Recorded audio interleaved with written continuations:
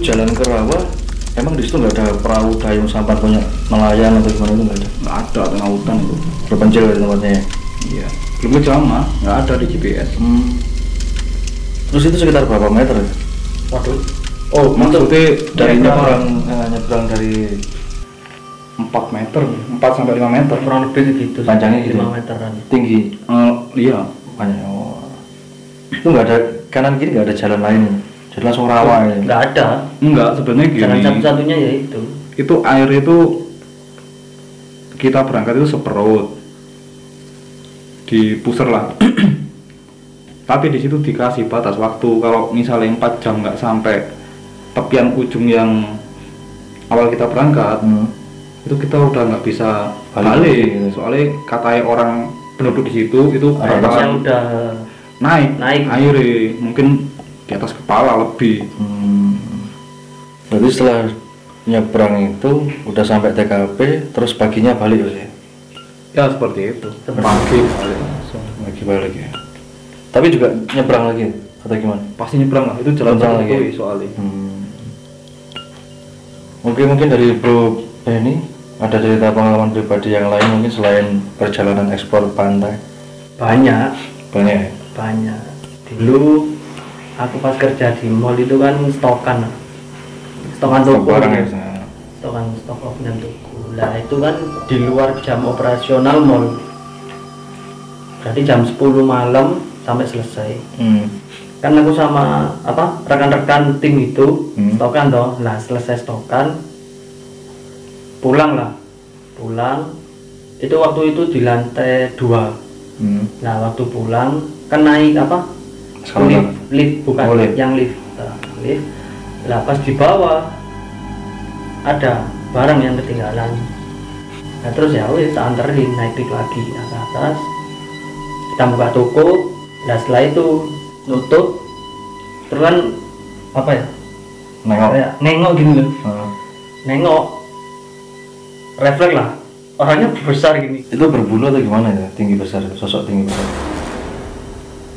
Tinggi besar hitam. Godzilla. Hitam. mungkin ya. Godzilla lagi. Refleks. Lah aku cuma kaget. Lah terus temenku ini dia enggak. Terlihat. Dia malah nggak kelihatan. Aku nggak cerita di waktu itu enggak. Namanya cewek kan banyak kan takut. Oh enggak juga. Ya enggak juga. Cuma kan pas waktu itu memang dia takutan gitu. Kalau nggak takut ya sendirian aja.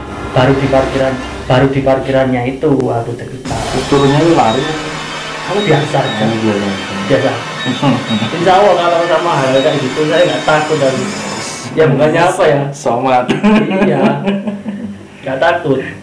Takutnya kalau kita nggak punya uang itu takut aku. Iya kan? Itu kan sama-sama ciptaannya Gusti Allah. Yang tapi kan sosok tinggi besar tuh berbulu ya? Iya, hitam. Itu kalau Besar. Menurut kalayak umum sih genderuwo ya? Atau Bisa Godzilla? dibilang gitu. Iya. Kurang lebihnya gitu. Kalau aku sih ya kayak genderuwo lah. Kayak genderuwo. Kok aku kayak genderuwo? Aku bilang sih itu kayak genderuwo. Oh gitu. Iya. Ya kurang lebihnya segitulah. Banyak sih kalau pengalaman itu. Iya teman-teman, jadi kita tuh ini bercerita tentang pengalaman pribadi kayak gitu. Jadi buat teman-teman kalau misalnya ada tempat-tempat area Malang atau gimana yang angker-angker, nggak apa-apa dikasih tahu ke kita, komen di kolom komentar kayak gitu. Nanti bisa kita schedulein untuk datang ke tempat yang teman-teman rekomkan kayak gitu. Kalau pengalaman saya pribadi banyak sih kayak gitu. Cuman yang paling agak ngeri itu tengah malam jam 12 pada waktu itu sama kakak sepupu kita gitaran, main gitar gitu, nyanyi di beranda rumah. Musisi bu. Iya, musisi jadi dulu. Nah itu di depan tuh ada pagar itu, pagar yang dibuat dari bambu.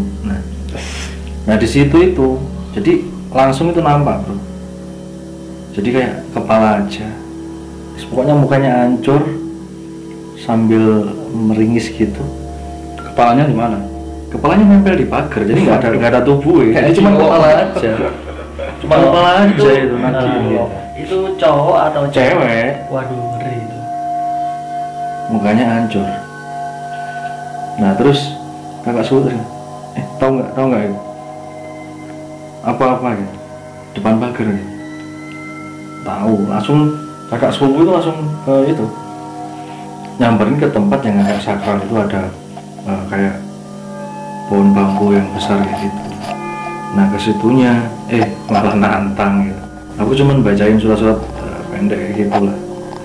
Tapi anehnya jarak 5 meter ke tempat bambu itu panas banget, tapi keluar dari 5 meter bambu itu dingin.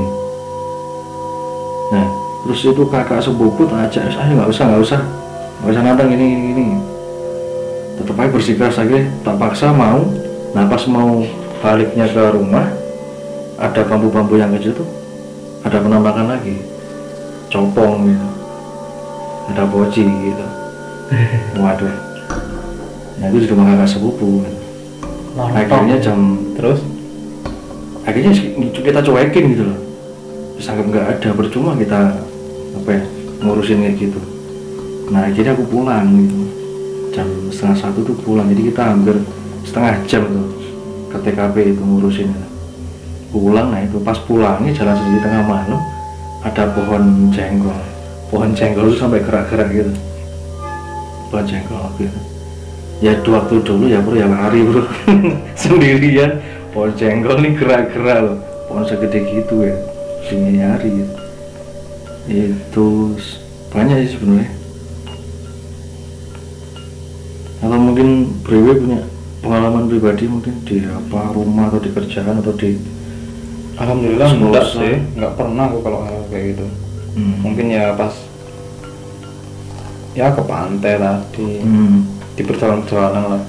Tapi kalau pribadi kayak pas sendiri gitu mungkin kayak suara-suara atau tapi kalau sampai wujud jangan sampai lah, nggak pernah. Tapi suatu saat pasti pernah. Iya. Suatu saat pasti pernah, entah itu suara atau gimana, bahkan nampak. Sering kalau suara. Tapi kalau dia mau wujud tuh ya berarti ya ekstrim bro. Ekstrim.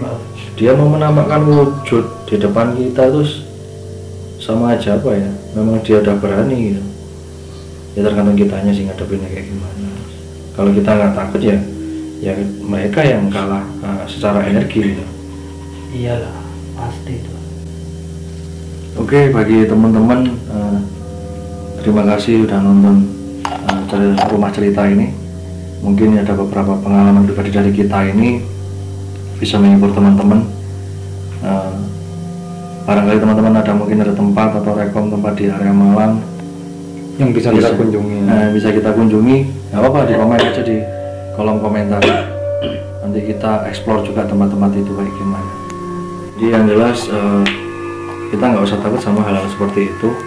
Kita lebih takut aja pada Sang Pencipta, karena sesungguhnya hal-hal seperti itu juga tak perlu kita takutkan. Ya oke lah, secara manusiawi mungkin kita ada rasa takut, tapi nggak perlu takut. Jadi nanti makhluk seperti itu atau mungkin yang mengganggu seperti itu nanti akan mundur ya, atau bisa dibilang kalah secara energi positifnya gitu. Oke, mungkin ada tambahan dari Bro Penny, Iwe? Ya itu sih, pokok intinya berpikirlah positif di suatu tempat, di semua tempat yang kiranya mungkin mistis atau angker lah gitu. Dan jangan mensugesti kayak mengada-ngada ya mengada-ngada. Soalnya mensugesti otomatis otak kita, pikiran kita kan membuat visualisasi kayak halusinasi lah ini. Ya, halusinasi. Yang akhirnya bisa terjadi juga ya di alam bawah sadar kita itu. Oke, terima kasih buat teman-teman yang udah menonton video kita. Tunggu video selanjutnya di Rumah Cerita. See you.